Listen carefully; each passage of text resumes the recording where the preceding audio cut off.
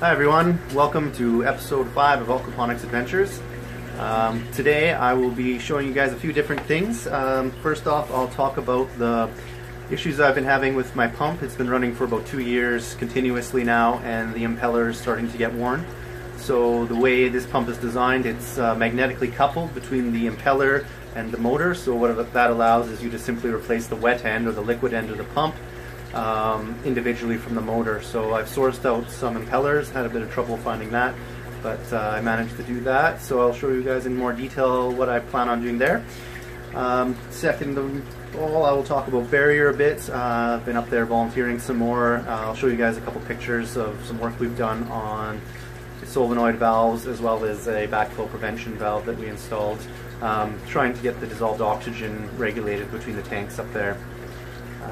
And for the third part of the show today, I'll be doing a little bit of upkeep on the garden. So I will prune back a bunch of plants that have become overgrown, and I picked up a bunch of spring onions from Superstore, and I'll throw them into the grow bed as well. I know in the past I've regrown them after using them or cutting the tops off by just placing them in a bit of water, and you can get some more spring onions that way. So I figure if I throw them in the aquaponics bed, I'm sure they'll do just fine, probably better than in water, and maybe even be more flavorful, because I found that the regrown spring onions often lack flavor when just grown in water. So with all the wonderful things in the grow bed there, maybe some tasty flavors will develop from those guys too. So I did a quick little time lapse of that, and it's kind of neat, so I'll show you that as well as just some different images of plants in the garden up close and in detail, so stay tuned. So I'd also like to give you guys a bit of an update on why the episode's been delayed so long. My phone has crashed twice in the process of making this episode. I had it all ready to go the second time around, and right as I was ready to export and upload to YouTube, the phone died again. So it turns out I have a faulty connection on my charging port, and it seems like it's been fried. I sent it away once, they returned it, did the same thing, sent it away again, and now it's back. Appears to be working so far. Hopefully it stays that way, and I can continue on making episodes. So hopefully in the future they won't be so far apart. I know I've committed to doing it weekly, but I've also started working again. Got a job with the Rayleigh Waterworks district, and because of that I probably won't have as much spare time. It's alright, but maybe I'll think about doing 2 episodes a month now, I think. Another thing I'd like to mention that I've been working on as far as aquaponics is concerned is a little project for Melissa's classroom. My wife is a kindergarten teacher here in Kamloops, and I thought it would be a great project for her and her class to have a living, breathing, working aquaponics system that they could see evolve and grow over time and learn from how things interact, ecosystems, fish, plants, and all the rest of it. I think there's all kinds of lessons that can be learned there. So I've been putting it together from scraps that I found around. I've salvaged some stainless steel stainless steel angled iron, I guess it would be, and I've managed to weld together a frame with my dad's help. He has a welder, so we've kind of been doing that as a little project on the side, as a little practice, so it's come out pretty well. It's nice and level on top, a little bit crooked in a few other directions, but for first time around I'm happy with it. It's solid, and it's quite quite the piece of work, so maybe I'll show you guys how that's turned out. Let me just switch the camera around. Alright, so this is the frame that we put together. It's made out of stainless steel and plywood. It's approximately 2 feet by 2 feet. On the bottom side here will be the fish tank, a reservoir. Plan on putting a couple goldfish in there. And on top here, I still have yet to find it, but I'll be sourcing a grow bed, a 2 by 2 grow bed, to house the plants. We'll put some gravel in there. The grow media, probably not expanded clay, it's a little expensive, and we're trying to do this on a budget through donations and scraps and whatnot, so minimal costs. But through donations so far,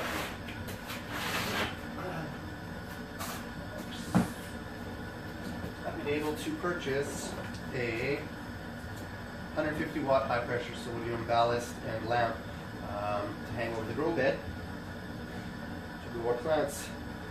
So that's awesome. It's all together in one compact little model, in one compact unit here. So I've done that with the funds that I've sourced so far through the GoFundMe campaign. So thank you everyone who's donated.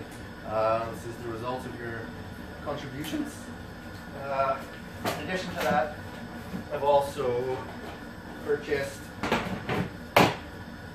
4 casters for the bottom of this unit to allow it to roll around Melissa's classroom with ease. It also has little brakes on it as well, so we can stop it from getting away on us. So that'll be great. So that's how far we've made it so far. The next step will be to weld a hanger for the light and source out that grow bed. So that'll be my next project in the coming weeks. So stay tuned for that. So if you're at all interested in helping with Melissa's Classroom Aquaponics project, you can go to the GoFundMe link that I'll provide in the bottom down here. Any help would be great. I'd really appreciate it, and I'm sure the kids will learn a lot from any contributions that you feel like putting forth. So I definitely would like that. It would be great. So keep things going along, and I'll keep you updated as far as the progress goes. Thanks. Alright, so I just wanted to get into a little bit about the issues I've been having with my pump here. I'm pretty happy with the one I ended up selecting. It ends up being pretty well perfectly sized for this system, but as I'd mentioned in the past, since it's basically right on the threshold of overcoming the head that it needs to make the system function, if it does get clogged up in any sort of way, the siphon stops working, and unfortunately you need to clean it out to get it back in action. So that's why I developed the backwash procedure there with the air blasts. This pump's been running for about 2 years now continuously. It's a continuously rated motor, so it's no problem, but the issue I have been having is the impeller inside is becoming worn with the solids, and because of that it doesn't seem to be rotating smoothly. It's causing quite a bit of noise at times. Right now it sounds pretty quiet. We have a load of laundry in next to us, so you probably only hear that. But there are times that the impeller gets misaligned and really starts to grind, and it doesn't sound good. And with my previous experience with pumps, I know it's wise to have spares on site, so that's been the challenge I've been having, is trying to source out the liquid end for this pump. So the reason I went with this pump in particular, besides the sizing and whatnot, is that it is magnetically coupled. So down here, the liquid end is separate from the motor, and basically what that allows is, if you take out the screws here, you can disassemble it, removing the impeller and casing, and replace that individually separate from the motor. So in Canada here, this motor shipped and with tax and everything was about 200 bucks. I'm trying to find an impeller for less than 50, but not having much luck. I did find one supplier in Canada here that will supply them for about $65. However, since it's a wholesaler and they don't generally deal with the public on small scale, you have to have a minimum of $100 order. So what that means for me is I'm going to have to order 2 of these wet end impeller and casings in order to have a spare on site. But I'm hoping the motor itself will last long enough that it will be worth getting those 2 impellers, and I will have the pump back in action. So yeah, I'll order up those parts from the supplier, and once they arrive I'll do a disassembly of the liquid end of the pump and show everyone what's going on there. I'll be able to show you guys how the impeller has been worn from the solids, and just basically show you a quick tutorial on how to replace that end of the pump. But once that arrives, that'll be the in the next episode, so stay tuned for that.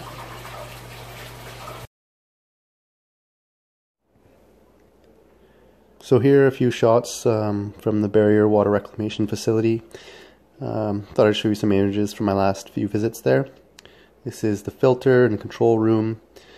You're looking at the biological reactors. The in-floor heating that's powered by a wood-chipped burner. It's quite neat. And the foam generation system. So all really cool stuff they have going on there. Up next, I have a time lapse of a little bit of work in the garden, trimming up the tomatoes, making room for some spring onions.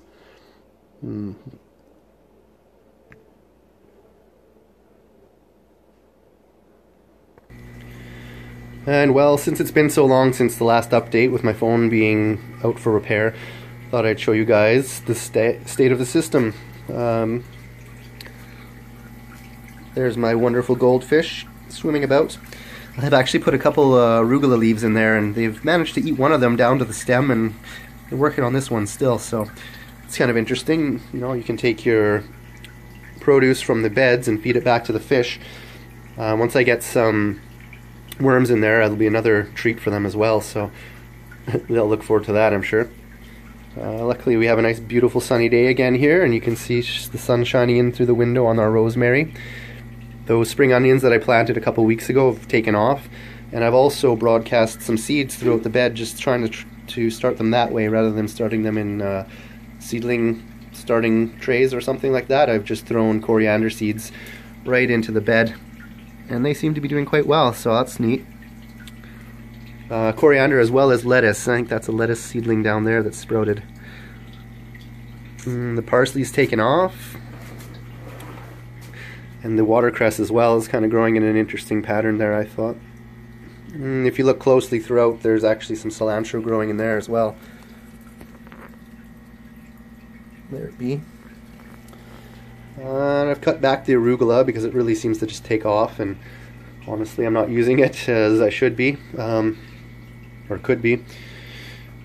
The tomatoes, I took a huge harvest from these yesterday. We made a nice salad out of them, and I still have a bunch to eat, so that's awesome. There'll be more to come, that's for sure.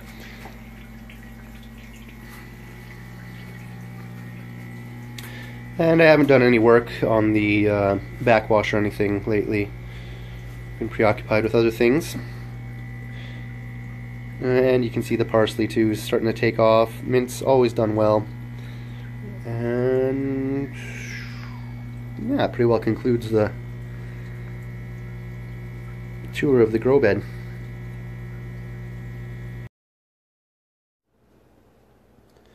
Here we have a picture of the bountiful tomato harvest that I pulled off yesterday. A couple of them right before picking. And the spring onions now that they are growing quite well. A little bit of the curly leaf parsley.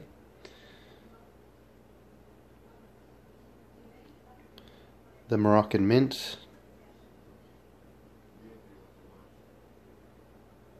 The rosemary, blue Tuscan I believe, and the purple basil. Alright, and that pretty well concludes this episode of the show. Unfortunately it's been about -20 for the last week or so, so I haven't done much work on the soldering of the electromagnetic field detector.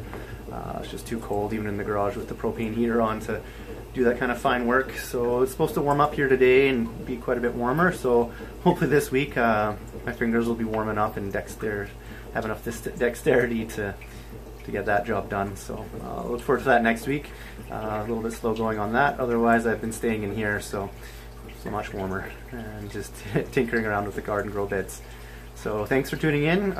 If you liked the video, feel free to like it and subscribe. Stay tuned for next week.